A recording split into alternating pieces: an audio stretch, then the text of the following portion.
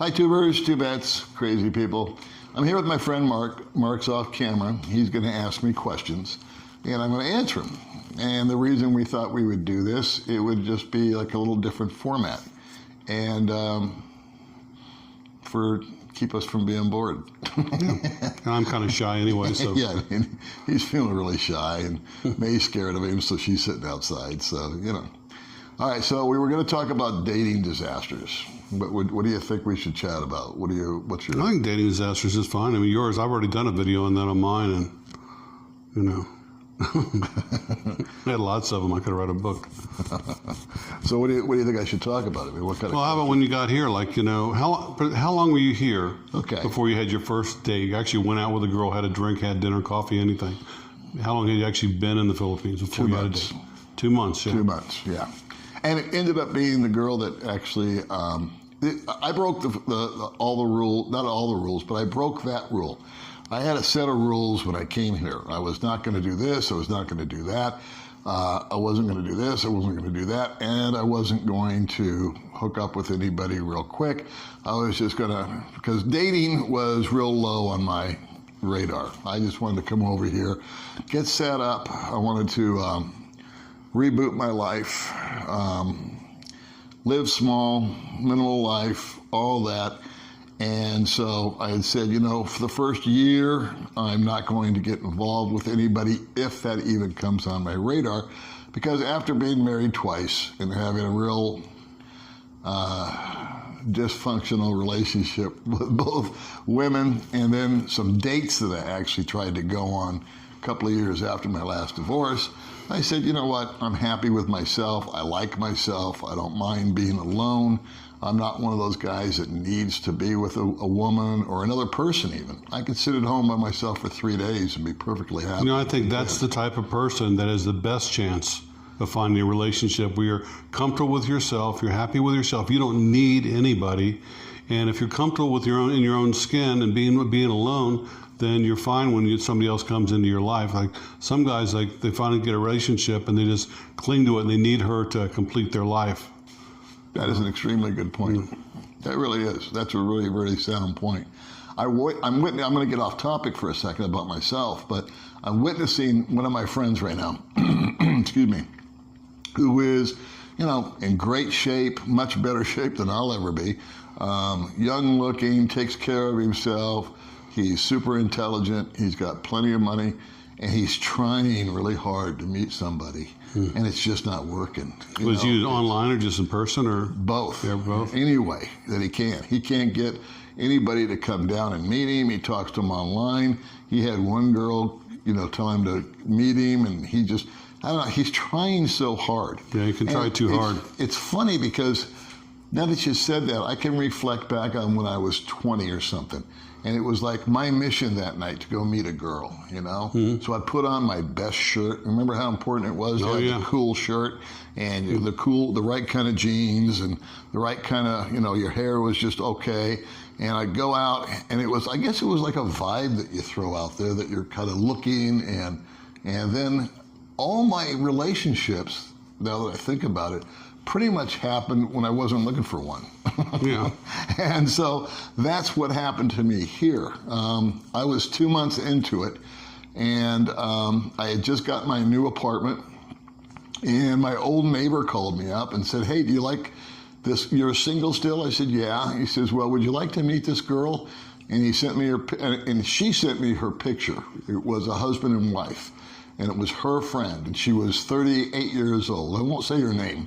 And she was super beautiful and all that. And I said, well, okay, I'd like to meet her. And she said, okay, I'll let you know. She's going to come over and stay with us for a while. I didn't know she was going to travel 16 hours to get here to meet me. Okay? Oh, where's she from? Zamboanga, Wow. The southern tip of Mindanao. And she came here for the express reason to meet me. Oh, wow. But that wasn't disclosed. That put some pressure on. Well, it wasn't disclosed. Yeah. I mean, she said, well, she's coming to visit us. Yeah. I'll let you know, and then you guys can see if you like each other, kind of thing. And then it came out that she took this big bus trip, so already I kind of had the Jewish guilt going. Yeah, yeah. Right? And so she was very, very attractive. She had a very nice physique, if you will. and super funny, and I really enjoyed her company.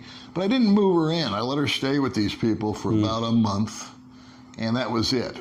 And that was not a long enough time. And then she, slowly but surely, she would leave things at the apartment. She'd come over and hang out.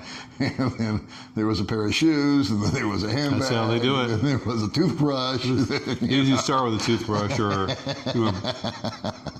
And pretty soon, it was like, you know what? There's nothing I don't like about this girl, so what the hell? She was 38 years old. I thought that was really age appropriate. She had kids? Looked like, no, she had 2 kids, grown kids, they're in their 20s. And she looked like she was in her 20s. I mean, just flawless skin and all that kind of happiness. But her and I lasted about 6 months. It's And a long time, you know what I mean? the only reason that I ended it, and it was my idea to end it, was she was a black hole when it came to money. Oh, no. It was one of those, and it was my fault, because I still had the American attitude, if you will. It was, let's go here, let's go there. I was in tourist mode. I was brand new to the country, so I wanted to go here, I wanted to eat there, I wanted to get a foot massage, I wanted to do this, I wanted to do that. And of course, she came along, and she thought that's the way life was going to be. So I owned all that. And then I had the talk with her, and I had the other talk with her, and I had the other talk with her about the budget, because every month it was this need came up, that need came up. And so finally... Like, what was she spending the money on? Like, give me some examples. Material goods. Like clothes or... Clothes, shoes. So she'd buy things and not tell you what she was buying? Or No. But one time, vaguely, I succinctly remember there was a perfume that she wanted at Robinson's. And she was circling this perfume, and I said, come on, keep moving, let's go. And we went up to the food court up at Robinson's, and she just didn't say anything. And I said, why aren't you talking to me? And she said, no topic. But she had a great sense of humor, and I finally relented and bought her this stupid cologne. But it was like 800 pesos. Yeah. And it was just like, not really in budget, but I caved in and gave her my way. And she got a great line, though. She was very wise, because she was 38. She had raised 2 kids. She had had a couple of boyfriends before, obviously. And I asked her a question. I said, let me ask you something. I said, how do you change a man? And she said, slowly. She knows what she's talking about. Yeah. So I said, that was part of her humor, but it was also part of her intellect. So anyway, her and I lasted for about 6 months, and then it was like, let's go in a little more detail about like when it all ended. Like, it's all difficult to get all her stuff out of there and saying goodbye. How'd she get back to where she lived, and how'd you handle all that? Did you give her some money to take with her? Or did you help her monthly afterwards, or what happened afterwards? Okay, that's a good question. Yeah, I let her know that it just wasn't working out, and that was about a 2-week process, because she really resisted that, and I felt really bad. But I told her, I said, it's just not happening. It's not working. I looked at her and I thought, can I live like this with this woman, say, in 5 years? And I said, no. She's just going to deplete me down to nothing, or it's going to turn into a big blow up, and I don't need either. And neither does she. And she deserves somebody, I guess, with deeper pockets than I've got. So, it's a win-win, even though it's painful. And I felt like she really cared for me. Something else is like, at our age, you have to consider is that, say she's going to be your caregiver someday when you're like, say you're 85 years old, and you're going to have to turn over the finances to her, paying the bills, whatever needs to be spent, money spent, ATM, your PIN number, all that stuff, because you won't be able to get to the ATM. I mean, I've seen guys like this every day in their 80s, and they're having this problem. And so to be with someone like that, where she's not good with money, and you turn your whole financial life over to her because you can't do it yourself anymore, you could be in real trouble. So you made the wise decision, I think. Well, I appreciate that. And most of it, I never gave that any thought until just now. What about if that happened? Yeah. Whereas on the opposite end, moving fast forward, May's the perfect person for that, because she's such a tightwad. Yeah. And but anyway, how did she move out? So I gave her like as much warning as humanly possible, and we just set a date. And I gave her, I made sure, because I knew her friends, we were friends with other couples, and another young lady had broken up with her boyfriend, and she was living in an apartment or a boarding house or whatever, and she agreed that this woman, I won't say her name, my girlfriend at the time, could move in with her. And then I gave her X amount of dollars, which was way more than she needed to rent from the girl for a week, because she was saying, I'm just going to go home. I said, okay. And so I gave her 10 times the amount of money that she needed to go home. Here you go. And all of her stuff. And I arranged for transportation. So I didn't, You're a gentleman. You did the right thing. You were gallant about it. You didn't just like throw the girl out and leave her with nothing. No. Some of these guys do that around here. Yes, they do. They'll dump them out with nothing, and they've got nothing to begin with. Yes, they do. Now, how was she supporting herself before she met you? How was she surviving? That's a really good question. Very poorly. I don't really know. Well, I do know. She did have a guy that she was seeing that was very wealthy. And they were together for quite some time. And he was not allowed to marry her because they were of different religions. Yeah, his parents would not allow this union to partake. What religion was he? I can't remember. Muslim or Jewish or something like that. You think it'd have she to be? was Catholic. Yeah. And so anyway, he was kind of like, if you want to inherit the family fortune, you're going to need to marry someone else of our own faith and all this. But he was, unbeknownst to me, he was sending her $50,000 or $60,000 a month. $60,000? Pesos. Pesos. Stop it. That's still good money. And it was going to her kids, and it was going to her, and it was going to rent, and all this and that and the other, because she had 2 grown girls, and they were in college, so that's not cheap. Yeah, no. And they got their clothes and their food and all that kind of stuff. But she was upfront about this with you, told you that? She told me after he cut her off, because she posted a picture of her and me on Facebook. Oh. And I said, why did you do that? Because he saw her Facebook. He says, well, now you've got a boyfriend, so what do you need me for? I'm not going to send you any more money. I don't blame the guy. But well, maybe she did. After he cut her off, she did that to make him jealous. Maybe it was after the fact. I don't know. But that was the beginning. Let's call her up and find out. Yeah, let's call her right now. We'll do it 2-way. Still got her on speed dial?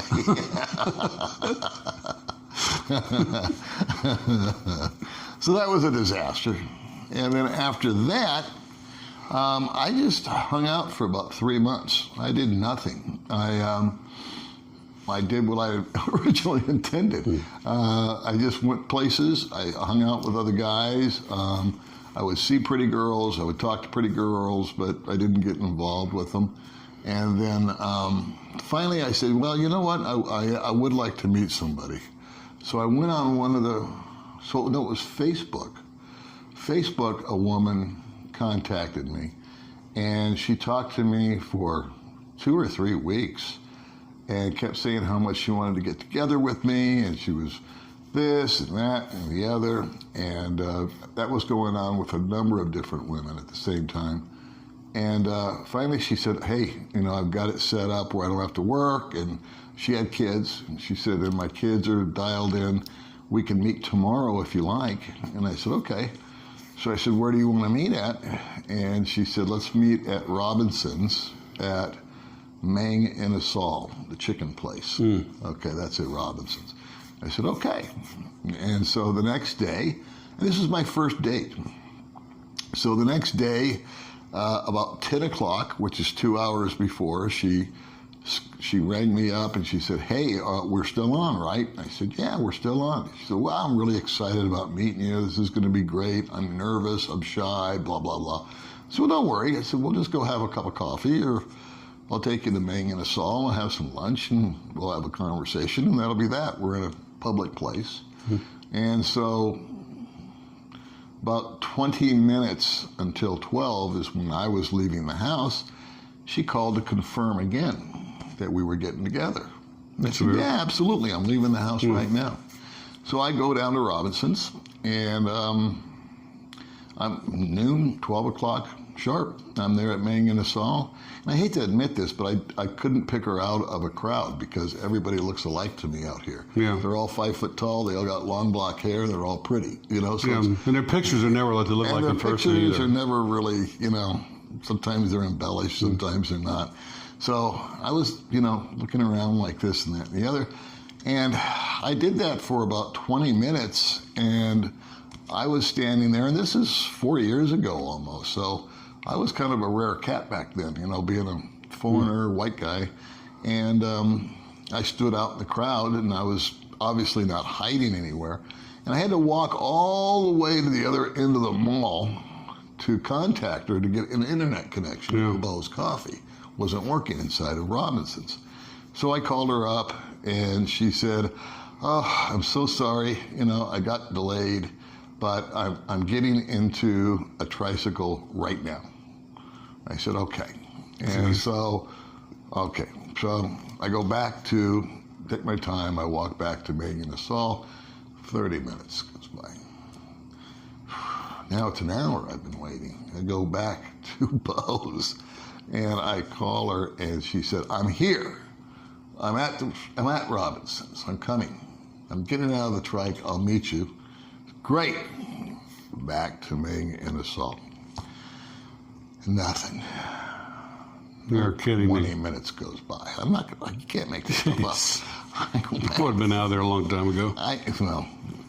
I go back to Bo's, which is another walk, and she says something to the effect of, "I never left the house. I got busy. I just can't make it."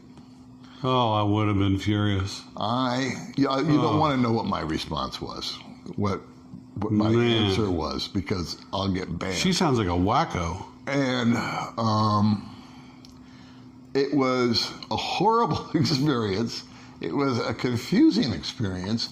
But you know what? I found it to be a commonplace thing for this time that I was dating. I would meet, and I got really hardened to it. So I would meet these. I did the similar problems with not everybody. Sometimes I would meet somebody always on Facebook, and they would hit me up, and we would sometimes meet, sometimes not. But my father always said when he went to an appointment, he had a 15-minute rule. He said, if I give him 15 minutes for traffic, but my time's valuable.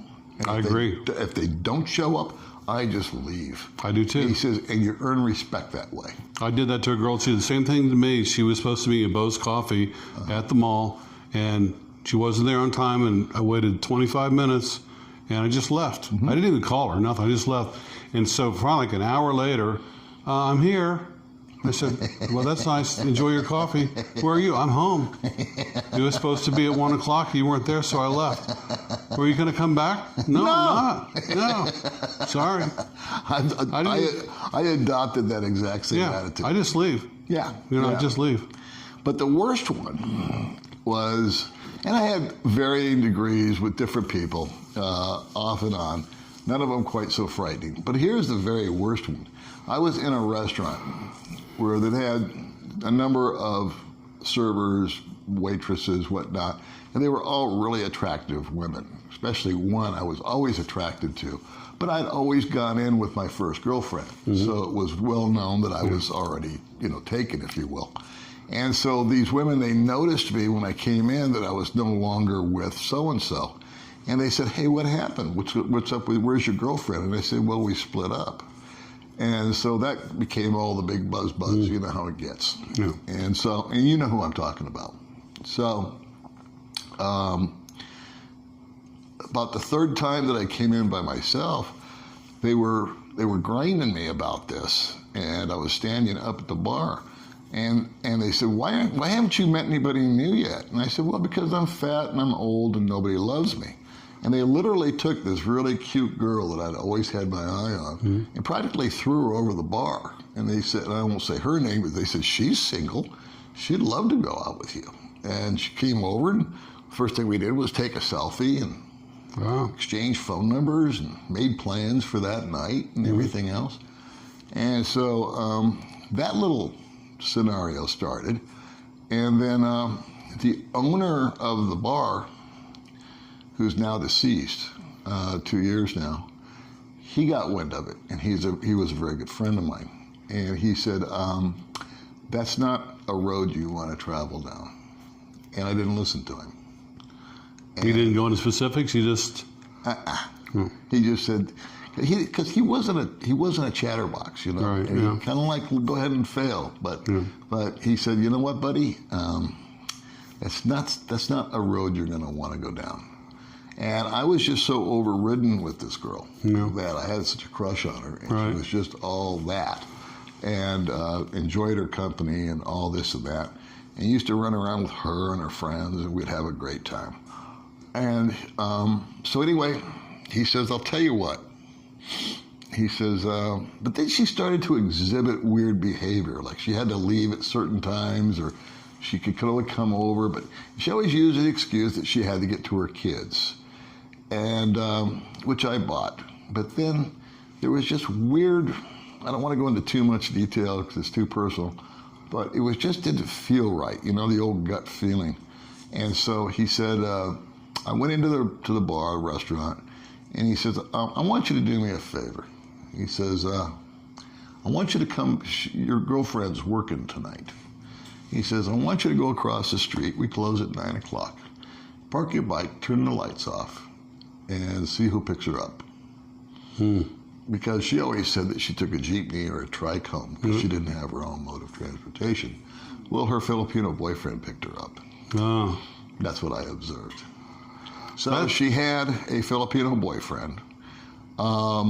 guys have been killed over things like that. Yeah. I mean, seriously, they have. You know. Apparently, he was on program. He was on the program because they were trying to set me up for the kill. In other words, get a bunch of money, you know. And didn't get to that point.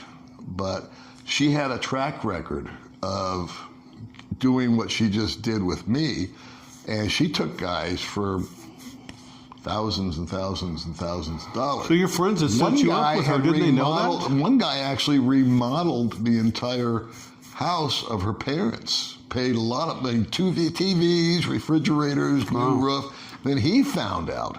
The fact that she's still walking and talking is beyond me, but you know, most guys just say, okay, blow it off. Yeah, but these friends knew her and set you up with her. They were your friends. They didn't know this girl was trouble. They knew. Wow, what kind of friends is that? Bad ones. Wow, I mean, really? Fake ones. Yeah, they could have. So this is why it's called dating disasters. Yeah.